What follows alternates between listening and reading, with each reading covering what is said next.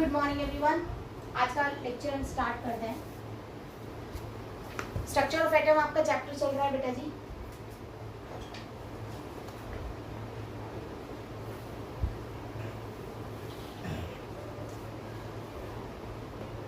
या आप atomic structure बोल दीजिए। उसके अंदर मैंने आपको रदरफोर्ड मॉडल एक्सपेरिमेंट करा चुकी हूँ मैं आपको अच्छे से समझ भी आ गया होगा। आगे बढ़ने से पहले रदरफोर्ड का कुछ कंपटीशन पार्ट देखते हैं जो जी मेंस में पूछा जाता है। This is important one. NEET में ये पार्ट नहीं आता है लगभग, ठीक है, और हो सकता है आए भी, क्योंकि लास्ट ईयर जी मेंस में इसमें से क्वेश्चन आ चुके हैं लास्ट 2 सालों में। तो इस बार हो सकता है कि नीट के अंदर भी इसके क्वेश्चन को वो रिपीट करें, ठीक है। तो आज का पार्ट हमारा टोटल कॉम्पिटिटिव रहेगा, आपके सिलेबस से नहीं रहेगा, ठीक है, बट आपको बहुत ध्यान से समझना है क्योंकि बहुत ईजी है और आप बहुत आसानी से कर भी लोगे। मैंने एक पॉइंट लिखा है जो आपको मैंने रदरफोर्ड के ऑब्जर्वेशंस में कराया था। न्यूक्लियर मॉडल के एक पॉइंट पोस्टुलेट में मैंने आपको कराया था कि किसी भी न्यूक्लियस का अगर आपको रेडियस निकालना है तो आपको एक फॉर्मूला दिया है R0 इंटू ए की power 1/33। A is your mass number here, R0 is your constant जिसकी वैल्यू है 1.33 इंटू 10 की पावर -30, ठीक है। तो जैसे क्वेश्चन मैंने पूछ दिया, calculate the radius of nucleus of 2713 aluminium. तो यहाँ से आप रेडियस इज इक्वल टू कितनी आ जाएगी बोलिए, R0 इंटू ए की पावर 1/3 फॉर्मूला बेटा। तो R is equal to R0 को देखिए, आपने मैंने बोला है 1.33 इंटू 10 की पावर -13 इंटू ए की वैल्यू कितनी है, एटॉमिक मास 27 की पावर 1/3। तो 1.33 इंटू 10 की पावर -3 इंटू में कितना आ गया, 3 आ गया बेटा। 27 का 1/3 3 होता है, इसको आप मल्टीप्लाई करेंगे तो 3.99 इंटू 10 की power -13। This is your R। अब बच्चा यहाँ पर तो बहुत इजी था मल्टीप्लाई करना, इसलिए आपने इसको अप्लाई कर लिया। अगर नॉर्मल आपको कंपटीशन में करना हो तो आप अप्रोक्सीमेट आंसर निकालने पे फोकस करते हैं, क्योंकि डायरेक्ट बहुत जो आंसर्स आपको ऑप्शंस मिलेंगे वो बहुत दूर दूर पे मिलते हैं, मतलब उनकी वैल्यूज में काफ़ी डिफरेंस होता है। तो वहाँ पर आपको सिर्फ नियर बाय आंसर निकालना होता है, एग्जैक्ट आंसर की रिक्वायरमेंट नहीं होती। तो आप बेटा R0 की जगह यूज कर सकते हैं 4/3 इंटू 10 की पावर -13। डिवाइड करना आसान हो जाएगा बेटा, इंटू 27 की 1/3, 4/3 इंटू 10 की पावर -13 इंटू में 3, 3 से 3 कैंसिल, 4 इंटू में 10 की पावर -13, ठीक है। तो this is your radius of A, क्या है, एल्यूमिनियम का रेडियस यहाँ पर आपको मिल गया। तो आप आसानी से अगर 4/3 इंटू 10 की पावर -13 का इस्तेमाल करोगे तो आप इसको आसानी से कैलकुलेट कर सकते हो, आपको कैलकुलेशन ज़्यादा डिफिकल्ट नहीं पड़ेगी। तो इस तरह से आप किसी भी मास नंबर अगर आपको गिवन है किसी भी एलिमेंट का तो उसका आप रेडियस कैलकुलेट कर सकते हैं, ठीक है। इसका सेकंड पॉइंट है भाई, n theta is equal to, या डायरेक्टली प्रोपोर्शनल ले लो, 1 sin की θ/2 का 4। n theta is number of alpha particles deflected at an angle कितना बेटा, थीटा। थीटा से डिफ्लेक्ट होने के बाद आपको देखो रदरफोर्ड, थोड़ा सा मैं रिमाइंड कराऊं तो आपने यहाँ पर एक कोटिंग लगा रखी थी बेटा, सर्कुलर प्लेट जिंक वाली, है ना। यहाँ पर आपने क्या कर रखा था, सोर्स लिया था, यहाँ स्लिट लगाई थी 2 ताकि ये सीधा सीधा जाए, और यहाँ पर आपने गोल्ड फॉइल लगाई थी और ऐसे डिफ्लेक्शंस हो रहे थे, आपको याद होगा। जो डिफ्लेक्शंस हो रहे थे वो अलग अलग एंगल पे हो रहे थे बेटा, है ना, अलग अलग एंगल पे हो रहे थे डिफ्लेक्शंस। तो जो नंबर ऑफ पार्टिकल्स की मैं बोलूँ 30 डिग्री पे कितना डिफ्लेक्ट हुआ, 80 डिग्री पे कितना डिफ्लेक्ट हुआ, तो नंबर ऑफ पार्टिकल्स जो डिफ्लेक्ट हुए हैं वो आपको कैलकुलेट करने हैं, तो आप n थीटा से कैलकुलेट करेंगे। क्लियर होगी बात मेरी, ठीक है। अच्छा एक चीज याद रखना, जो सोर्स होता है ना वो हमेशा लेड बॉक्स में रखा जाता है। शायद लास्ट टाइम मैं आपको बताना भूल गई, source always kept in a lead box. उसका रीजन क्या है, आपको पता है ये न्यूक्लियर होता है बेटा, जब अल्फा पार्टिकल्स निकल रहे हैं तो रेडियो एक्टिव मटेरियल है, और रेडियो एक्टिव मटेरियल को हैंडल करना बहुत ही मुश्किल होता है, ठीक है। इसीलिए आप लेड बॉक्स में रखते हैं, क्योंकि लेड में से अल्फा पार्टिकल्स बाहर नहीं आ सकती, तो आप उसे आसानी से क्या कर सकते हैं, हैंडल कर सकते हैं, ठीक है बेटा। प्लेट्स भी लेड की होती है, प्लेट्स भी किस चीज की होती है, लेड की। तो इधर उधर से तो पास होएगा नहीं, तो बिल्कुल सारी की सारी रेज क्या हो जाएंगी, सीधी सीधी पास हो जाएंगी, ठीक है। इस पे एक छोटा सा क्वेश्चन लिखिए,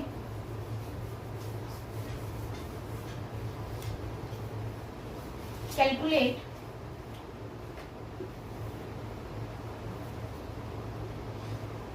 n theta, that is number of deflected particles, if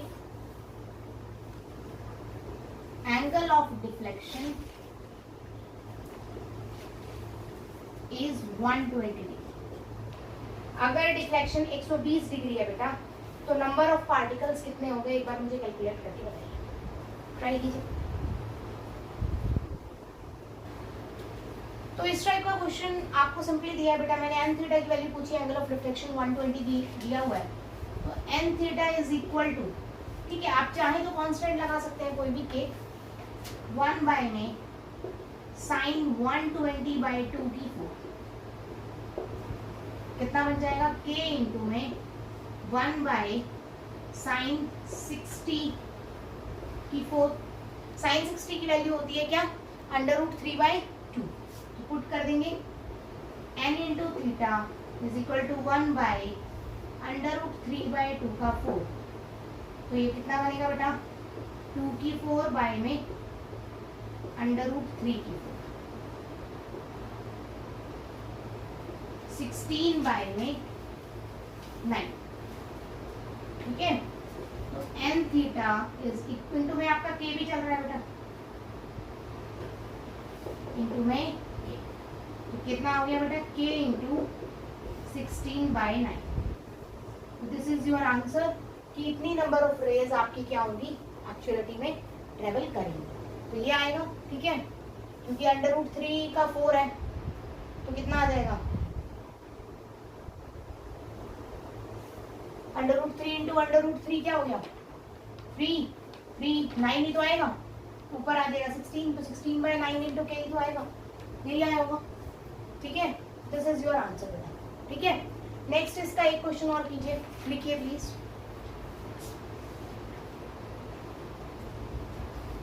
if the number of particles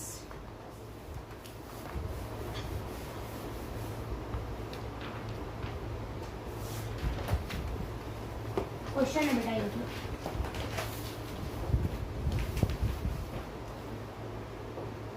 if the number of particles scattered at 60 degree is 112, calculate number of particles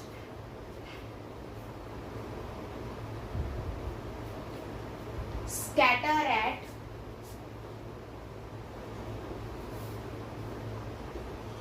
90 degree.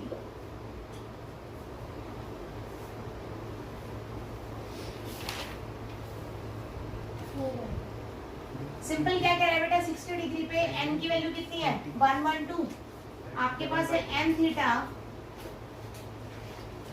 Is equal to 1 by में sine θ/2 का 4।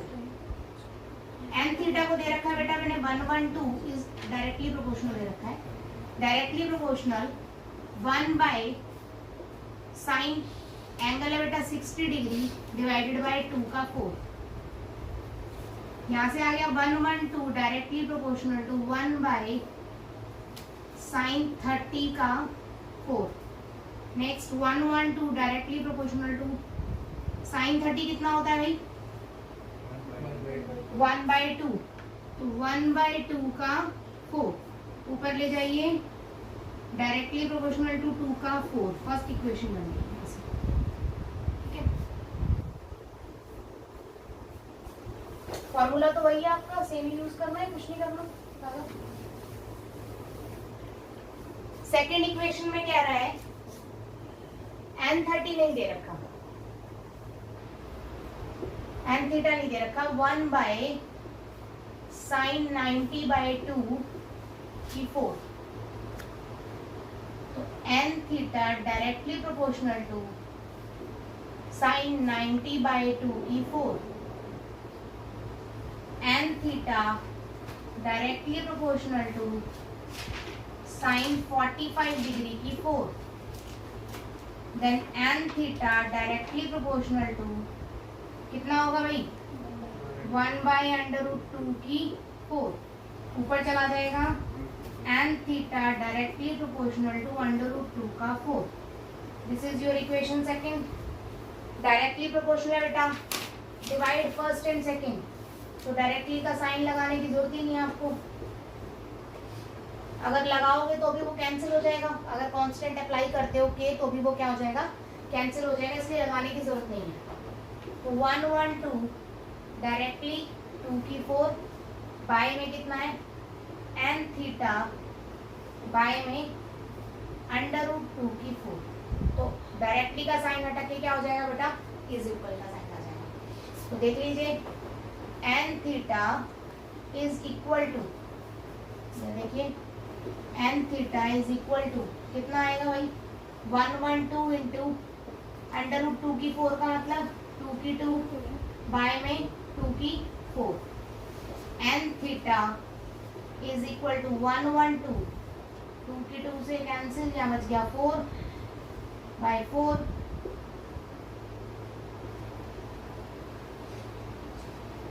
तो n theta is equal to कितना आ गया 28. मतलब 98 degree पे deflections कितने हैं, सिर्फ 28, जबकि 60 डिग्री पे डिफ्लेक्शंस कितने हैं 112. क्लियर होगी बात. और ये तो बिल्कुल करेक्ट डाटा है, क्योंकि जैसे जैसे आपका एंगल बढ़ रहा था डिफ्लेक्शन का, वैसे वैसे डिफ्लेक्टेड रेज का नंबर क्या हो रहा था, कम हो रहा था. ठीक है, क्यों, क्योंकि बाउंस बैक देखो 180 डिग्री पे सिर्फ एक आई 2000 में से, तो बड़े एंगल्स पे डिफ्लेक्टेड रेज क्या आ रही थी कम, और छोटे एंगल्स पे डिफ्लेक्टेड रेज क्या आ रही थी ज्यादा. ठीक है,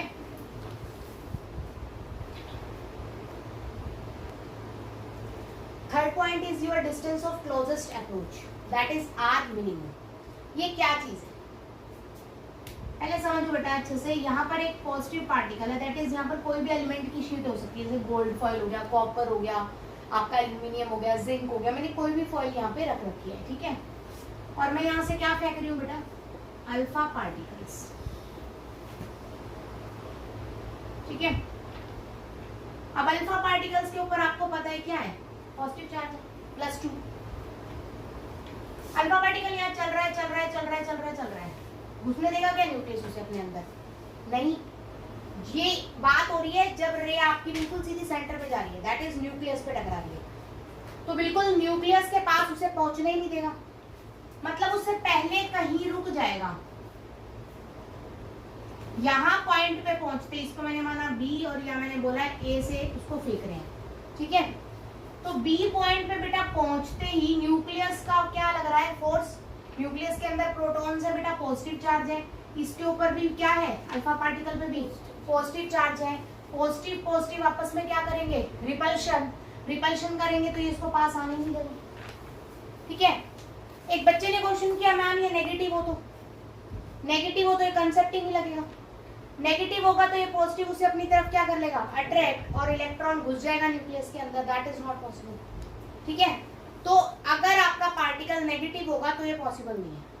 दूसरी चीज, ये क्वेश्चन अल्फा पार्टिकल से निकलेगा, क्यों, क्योंकि बेटा और कोई पॉजिटिव पार्टिकल बनाना इतना आसान नहीं है. रीजन ये है कि एग्जामिनर का फेवरेट पार्टिकल होता है अल्फा पार्टिकल, क्योंकि उसके ऊपर चार्ज क्या होता है 2 इलेक्ट्रॉन. ठीक है, 2 पॉजिटिव, तो बहुत आसानी से उसकी कैलकुलेशन हो जाती है और क्वेश्चन आसानी से बन जाता है. तो अब तक जितनी बार भी इस पार्ट से क्वेश्चन आया है उसने हमेशा अल्फा पार्टिकल का ही यूज किया है. मैंने अब तक ऐसा कोई क्वेश्चन नहीं देखा जिसके अंदर उसने अल्फा पार्टिकल के अलावा कुछ और यूज किया. ठीक है, तो क्वेश्चन हमेशा अल्फा पार्टिकल से आएगा. हाइपोथेटिकल है क्वेश्चन है तो कहीं से भी आ सकता है बेटा, बट केमिस्ट्री में जनरली क्वेश्चन वो आता है जो प्रैक्टिकली पॉसिबल हो. ठीक है, तो it will become a positive one, हमेशा पॉजिटिव से ही बनेगा.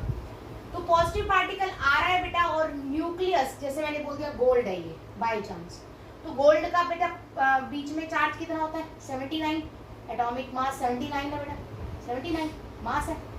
एटॉमिक नंबर कितना है 79, और एटॉमिक नंबर कितना होता है नंबर ऑफ प्रोटॉन्स, तो नंबर ऑफ प्रोटॉन्स कितने हैं यहाँ पर 79, तो 79 पॉजिटिव चार्ज है बेटा, इसको रोक देगा, एक पर्टिकुलर पॉइंट पे आके रोक देगा, है ना। दो तरह की एनर्जी होती है किसी भी इलेक्ट्रॉन के पास, काइनेटिक एनर्जी और पोटेंशियल एनर्जी। जब वो चलेगा तब कौन सी एनर्जी होगी काइनेटिक एनर्जी, जब वो रुक जाएगा तब कौन सी एनर्जी होगी पोटेंशियल एनर्जी। तो मैं कह सकती हूँ एट पॉइंट ए, कहीं बहुत दूर से फेंका है मैंने, बहुत दूर से मैंने इलेक्ट्रॉन को फेंका है, तो ए पॉइंट पे मेरी काइनेटिक एनर्जी कितनी होगी half m of alpha particle, क्योंकि मैंने अल्फा पार्टिकल लिया है बेटा, into v of alpha particle का स्क्वायर होगी बेटा। पोटेंशियल एनर्जी कितनी होगी mgh, कहां से लग जाएगी इस केस में mgh, ग्रेविटी थोड़ी ना है ये, this is your electric field. Electric field में पोटेंशियल एनर्जी हमेशा याद रखना बेटा, मैंने आपको फोर्स बताया था F इज इक्वल टू होता है Q1 Q2 बाय में R स्क्वायर, यहाँ पर कांस्टेंट भी लगता है, अगर आप 12th में पढ़ेंगे ना थोड़ा सा और हायर क्लासेस में, तो एक्चुअलिटी में this is your force 1/4 pi epsilon not, ये कांस्टेंट होता है जो डिपेंड करता है आपके मीडियम पे, ठीक है। This is your force, force per unit length आपका क्या होता है potential energy, energy force upon length, यही होता है ना बेटा। तो अगर आप इसकी पोटेंशियल एनर्जी निकालेंगे तो वो बन जाएगी 1/4 pi epsilon naught into Q1 Q2 by में R। क्लियर होगी बात बेटा, ये एनर्जी होती है potential energy in case of electron. अगर मैं ये ऑब्जेक्ट ले रही हूँ और मैं कहूँ ये नीचे गिर रहा है, तो ऑब्जेक्ट की क्या होगी mgh, तो बेटा दिस इज योर फिजिक्स, वो आप अपनी फिजिक्स में पढ़ेंगे, ठीक है। तो मैंने तो सिर्फ सिंपल आपको बताया कि इलेक्ट्रॉन के केस में, चार्ज के केस में पोटेंशियल एनर्जी का फॉर्मूला सिंपल होता है Q1 Q2 by 4 pi epsilon naught into में R, ठीक है। अब मैंने कहा बेटा बहुत दूर से कहीं से अल्फा पार्टिकल आ रहा है, तो डिस्टेंस नहीं है मेरे पास, नहीं है ना, तो यहाँ पर पोटेंशियल एनर्जी की वैल्यू क्या हो जाएगी बोलो, क्यों, क्योंकि मैंने बोला है R इज इक्वल टू क्या है मेरा इंफिनिटी, बहुत दूर से आ रहा है बेटा, बहुत दूर से पार्टिकल फेंक रहे हो, तो potential energy is equal to क्या बनेगा 1/4 pi epsilon naught into Q1 Q2 by R की जगह क्या आ जाएगा बेटा जी इंफिनिटी, तो ये क्या हो गया 0। तो मेरा पॉइंट E A पर मेरी पोटेंशियल एनर्जी कितनी है बेटा 0, और काइनेटिक एनर्जी कितनी है half m alpha into v alpha का स्क्वायर। यहाँ तक कोई डाउट है, यहाँ तक अच्छे से समझ आया पक्का, ठीक है। मैं बात करती हूँ बेटा एट पॉइंट बी पे,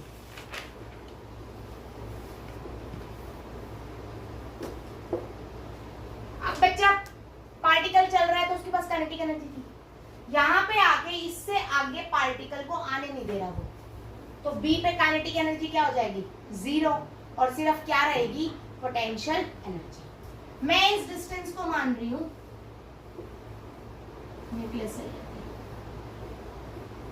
R मिनिमम, कि ये वो मिनिमम डिस्टेंस है बेटा जो ये तय नहीं कर पाएगा।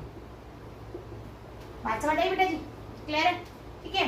तो बी पॉइंट पे काइनेटिक एनर्जी क्या हो जाएगी 0, क्योंकि मेरा पार्टिकल यहाँ के रुक गया, इससे आगे मेरा पार्टिकल नहीं जा सकता, तो पोटेंशियल एनर्जी क्या हो जाएगी बोलो 1/4 pi epsilon naught into Q1 Q2 by में R में। अब डिस्टेंस कितना है यहाँ से यहाँ तक सिर्फ R, क्लियर होगी मेरी बात। अब हमने 10th में पढ़ा था law of conservation of mass, 2 point पे मास कंजर्व रहता है, law of conservation of energy, 2 points पे एनर्जी हमेशा क्या रहती है कंजर्व। तो according to law of conservation of energy,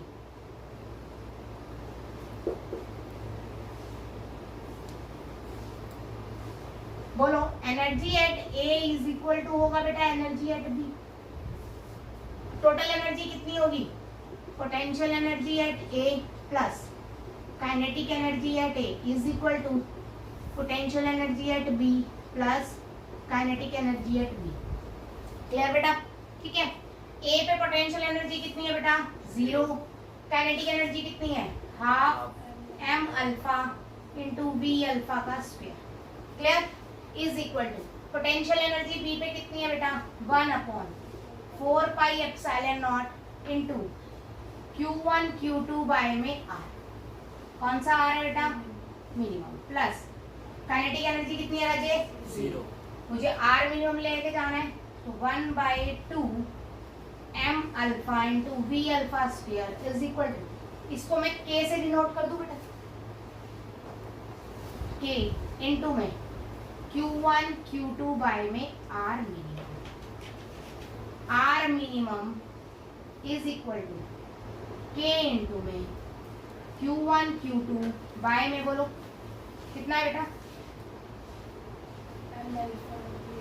m alpha into v alpha का स्क्वायर इंटू में यहाँ पे आ जाएगा, this is my R minimum, clear होगी बात। अब यहाँ पर उसने क्या दिया है, सारी वैल्यूज दे रखी हैं आपको, वैल्यूज दे रखी है ना, तो m अल्फा क्या होगा, मास ऑफ ए हीलियम कितना होता है 4 एटॉमिक मास यूनिट, तो 4 की जगह आप क्या लिखोगे एटॉमिक मास यूनिट, हमें एएमयू में नहीं चाहिए, किसमें चाहिए किलोग्राम में, तो आप यहाँ पर m अल्फा का यूज करोगे बेटा 4 इंटू 1.6 इंटू 10 की पावर -27 किलोग्राम, डन बेटा।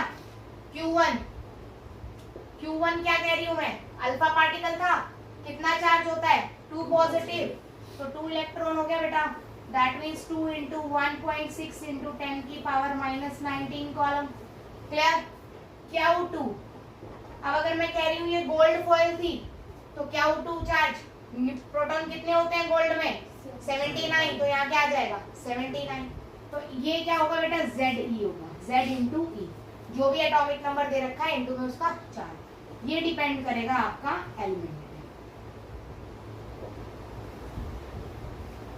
क्लियर।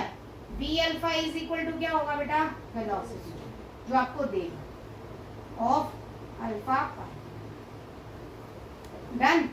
K कांस्टेंट की वैल्यू आपको देगा, आप पुट करेंगे, यू विल गेट अ, कोई डाउट बेटा जी, समझ आई बात अच्छे से, पक्का क्लियर हुआ। टॉपिक एक बार मैं रिपीट कर रही हूँ, थोड़ा सा दोबारा देखो। अल्फा पार्टिकल के ऊपर चार्ज होता है बेटा पॉजिटिव, दैट इज +2, ठीक है, पॉजिटिव चार्ज आपका ट्रेवल कर रहा है और इसके बीच में भी क्या है पॉजिटिव, हर न्यूक्लियस में पॉजिटिव होता है, पॉजिटिव और पॉजिटिव आपस में क्या करेंगे रिपेल, तो एक दूरी आएगी जिसपे जाके ये रुक जाएगा, उससे आगे अंदर नहीं जाने देगा, तो वहां से लेके न्यूक्लियस तक का डिस्टेंस कहलाएगा R मिनिमम, क्या कहलाएगा R मिनिमम। तो पॉइंट ए पे तो बेटा क्योंकि पार्टिकल चल रहा है तो उसके पास सिर्फ काइनेटिक एनर्जी होगी, पोटेंशियल एनर्जी नहीं होगी, तो वैसे अभी आपको दिख गया कि इन्फिनिटी से अगर है तो R की वैल्यू इन्फिनिटी रखी, पोटेंशियल एनर्जी 0 आ गई, तो काइनेटिक एनर्जी आ गई आपके पास। बी पर आपका रुक गया इलेक्ट्रॉन, रुक गया है तो वहां पर काइनेटिक एनर्जी क्या होगी 0, तो काइनेटिक एनर्जी तो 0 होगी बेटा, पोटेंशियल एनर्जी ये होगी यहाँ पे, ठीक है। आपने क्या किया, दोनों कंजर्वेशन ऑफ एनर्जी लगाया E और A और E ऑफ B पे, दोनों एनर्जीज को जोड़ के आपने लिख दिया, you get a formula of R minimum, done.